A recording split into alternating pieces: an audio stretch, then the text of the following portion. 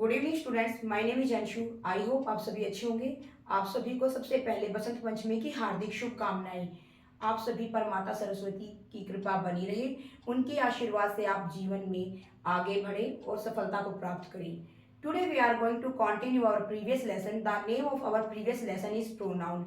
बेटा, हमने अपना इंग्लिश ग्रामर में जो लेसन नंबर 2 प्रोनाउन पढ़ना शुरू किया था, आज हम उसी को आगे कंटिन्यू करेंगे। This is our class number 4। ये आज हमारी क्लास नंबर 4 है। क्लास नंबर 3 में हमने प्रोनाउंस का जो फर्स्ट टाइप है पर्सनल प्रोनाउन, उसको पढ़ना शुरू किया था। उसमें हमने जाना था कि पर्सनल प्रोनाउंस क्या होते हैं। फिर हमने जाना था कि जो पर्सनल प्रोनाउंस है उनको 3 पार्ट में डिवाइड किया गया, 3 पार्ट्स में डिवाइड किया गया है। कौन कौन से? First person, second person and then third person. आज उन्हीं से रिलेटेड बेटा मैंने ये एक टेबल बनाई है। सबसे पहले इस टेबल की हेडिंग में आप डालोगे the case of personal pronouns. क्या डालोगे? The case of personal pronouns. कि जो पर्सनल प्रोनाउंस के केस है कौन कौन से हैं, जैसे कि फर्स्ट पर्सन हो गया, second person and then third person. ये आपने ऐसे कॉलम बनाना है। इसमें फर्स्ट पर्सन के सामने आपने डालना है सिंगुलर और प्लूरल। सेकंड पर्सन के सामने आप ऐसे करके बना देना, क्योंकि यू सिंगुलर के लिए भी यूज होता है और प्लूरल के लिए भी। थर्ड पर्सन में भी आप सेम ऐसे ही बीच में लाइन डालोगे, ऊपर सिंगुलर और नीचे प्लूरल। फिर आप यहाँ पर सब्जेक्ट डालोगे, ये मैंने सब्जेक्ट की शॉर्ट फॉर्म लिखी है। यहाँ पर ऑब्जेक्ट डालोगे, ये मैंने ऑब्जेक्ट की शॉर्ट फॉर्म लिखी है। फिर एक कॉलम आप बनाओगे पजेसिव एडजेक्टिव्स के लिए और एक कॉलम बनाओगे पजेसिव प्रोनाउंस के लिए। अब देखो बेटा, फर्स्ट पर्सन कौन होते हैं? जो स्पीकर होता है ना बेटा, वो हमारे क्या कहलाते हैं? फर्स्ट पर्सन कहलाते हैं। उसमें अगर हमारा स्पीकर एक है, सिंगुलर है, तो वो अपने लिए आई यूज करता है। जैसे कि मैं अब आपके सामने बोल रही हूँ, मैं एक हूँ बोलने वाली, यानी कि स्पीकर मैं अकेली हूँ, सिंगुलर हूँ, तो मैं अपने लिए आई यूज करूंगी। अगर बेटा मेरे साथ यहाँ पर 2-3 टीचर्स और आकर खड़े हो जाए, वो भी आपको पढ़ाने लग जाए, वो भी आपसे बातें करने लग जाए, तो फिर हम सब स्पीकर्स कहलाएंगे।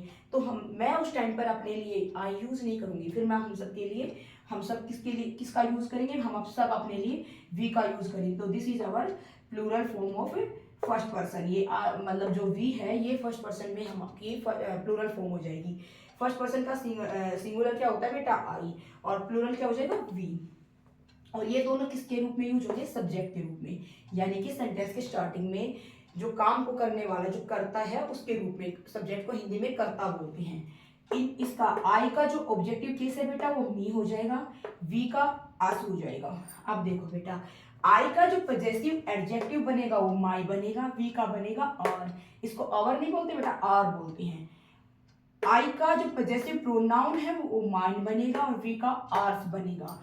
अब देखो बेटा, आप इनमें कंफ्यूज हो जाते हो, कैसे पता लगेगा? अगर बेटा ये जो वर्ड है ना, ये वर्ड अपने जस्ट बाद नाउन ले ले तो आप समझना ही हमारे क्या है? पजेसिव एडजेक्टिव्स हैं। कैसे? देखो, मैंने लिखा, ये पेन नहीं चल रहा बेटा, वैसे बोल के बता दूंगी। दिस इज माई पेन, यह मेरा पेन है, और दिस पेन इज माइन। देखो, अब देखो मैंने एक सेंटेंस लिखा, दिस इज माई पेन, यह मेरा पेन है, और दिस पेन इज माइन, यह पेन मेरा है। यह पेन मेरा है और यह मेरा पेन है। तो इस मेरा शब्द ने अपने जस्ट बाद किसको यूज किया? नाउन का। तो दिस इज अवर नाउन ना बेटा, पेन नाउन है, तो this is our possessive adjective. अब ये हमारा क्या है? पजेसिव एडजेक्टिव है। अब दिस पेन इज माइन, ये माइन अकेला है ना, और सेंटेंस के लास्ट में है, तो this is our possessive pronoun. अब ये हमारा पजेसिव प्रोनाउन है। तो आप इस चीज का ध्यान रखना, जैसे ये माई है, अगर इसके जस्ट बाद कोई नाउन आ गया तो this is our possessive adjective. अगर माइन किसी सेंटेंस के लास्ट में आ गया तो this is our possessive pronoun. ऐसे ही जो आर वर्ड है, ये जिसको आप आवर बोलते हो, अगर इसके जस्ट बाद कोई नाउन आ गया तो this is our possessive adjective. अगर ये सेंटेंस के लास्ट में आ गया तो this is our possessive pronoun. यहाँ पर ये आर है और यहाँ पर आर्स हो जाएगा। कैसे? देखो,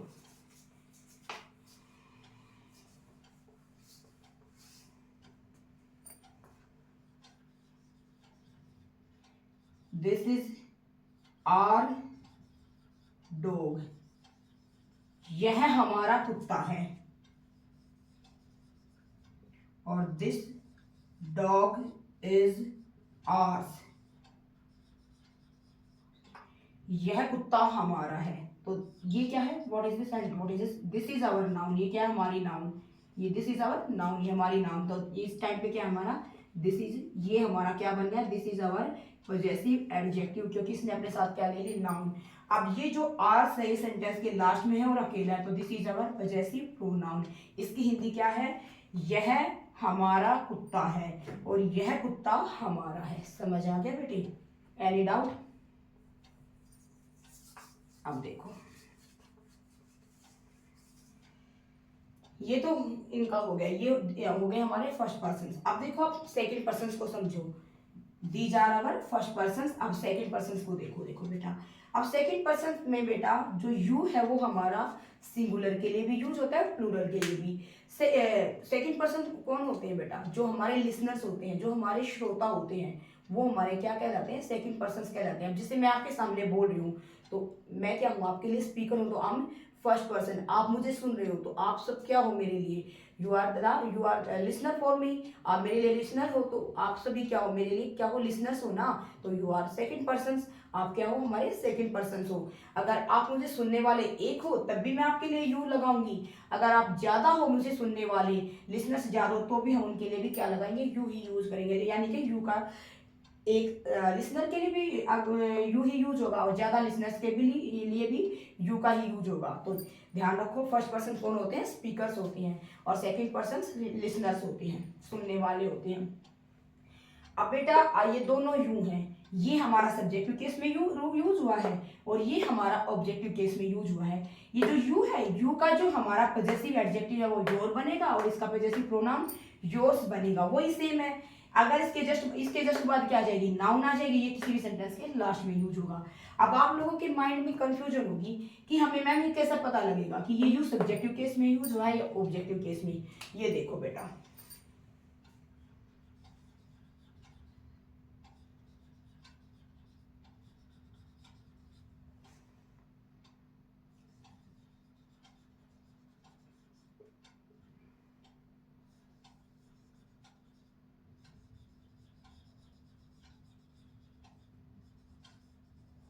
देखो मैंने दो सेंटेंसेस लिखे हैं, आई होप आपको दिखाई दे रहा होगा। देखो बेटा, यू आर माई फ्रेंड, आप मेरी फ्रेंड हो, मेरी मित्र हो।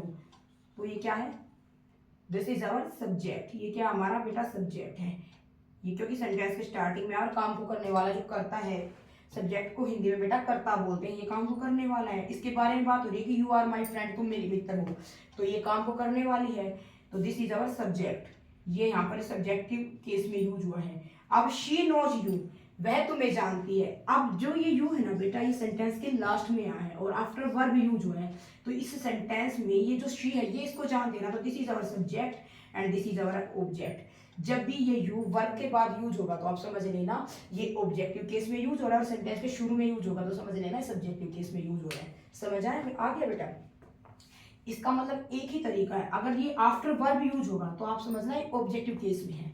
Any doubt? अब देखो बेटा, अब हम थर्ड पर्सन के बारे में बात करते हैं। थर्ड पर्सन कौन से होते हैं, जब जैसे मैं आपके सामने आप लोगों से बात कर रही हूँ तो मैं क्या हूँ, स्पीकर हूँ यानी कि फर्स्ट पर्सन हूँ। आप मुझे सुन रहे हो, आप क्या हो, लिसनर हो यानी कि सेकंड पर्सन हो। अब जिनके बारे में हम बातें कर रहे हैं, तो वो लोग जिनके बारे में हम बातें कर रहे हैं वो क्या है, these are our third person.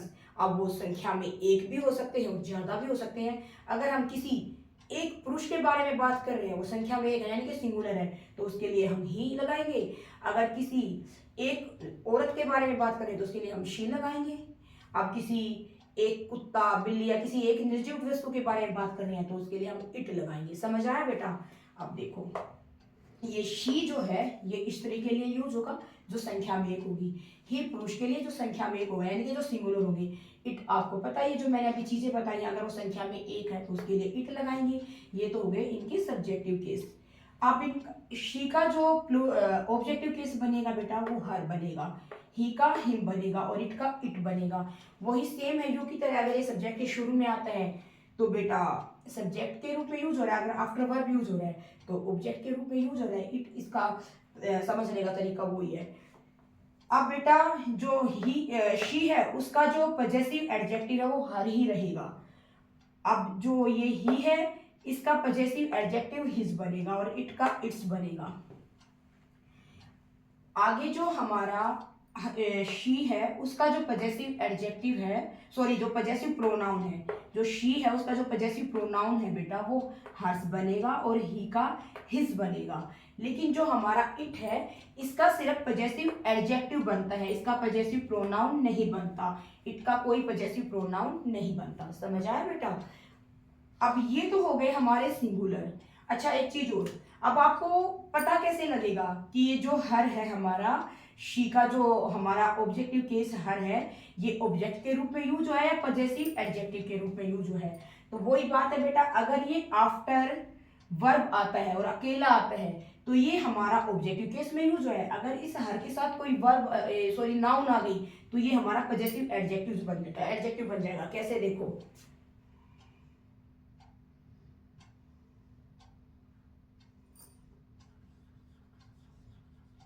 he loves her, मैंने क्या लिखा? he loves her।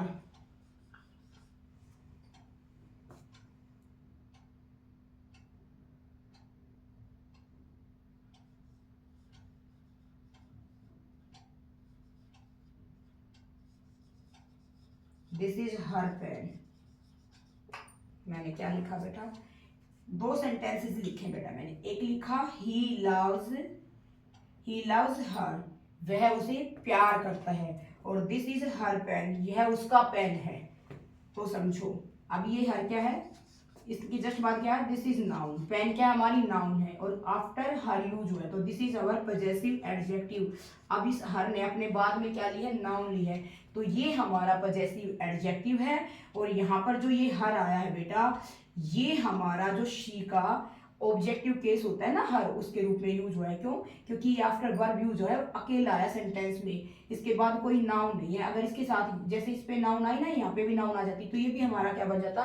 Possessive adjective बन जाता। लेकिन अब ये अकेला है तो ये हमारा इसके शी के ऑब्जेक्ट के रूप में यूज हुआ है, यानी कि ही लव्स हर, वह उससे प्यार करता है।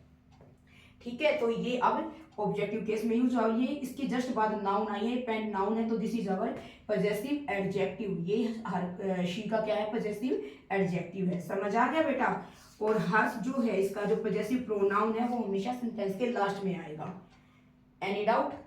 और मैंने क्या बताया, इट जो है इसका पजेसिव एडजेक्टिव पजेसिव प्रोनाउन नहीं बनता, इसका सिर्फ पजेसिव एडजेक्टिव बनता है, आगे इसका पजेसिव प्रोनाउन नहीं बनता।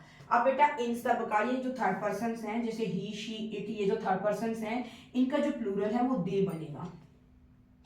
इन सब का जो प्लूरल है वो क्या बनेगा? दे। इसका ये दे जो सब्जेक्टिव केस में यूज होगा और इसका जो ऑब्जेक्टिव केस होगा वो देम होगा।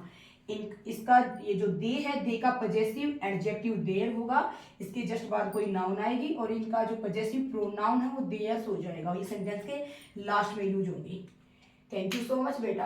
अगर आपको मेरी वीडियोज अच्छी लगी है तो प्लीज़ मेरे चैनल को लाइक कीजिए, शेयर कीजिए और मेरी वीडियोज को भी शेयर कीजिए। अगर इस कंटेंट से रिलेटेड आपका कोई भी डाउट है तो प्लीज़ कमेंट सेक्शन में अपना डाउट लिखिए।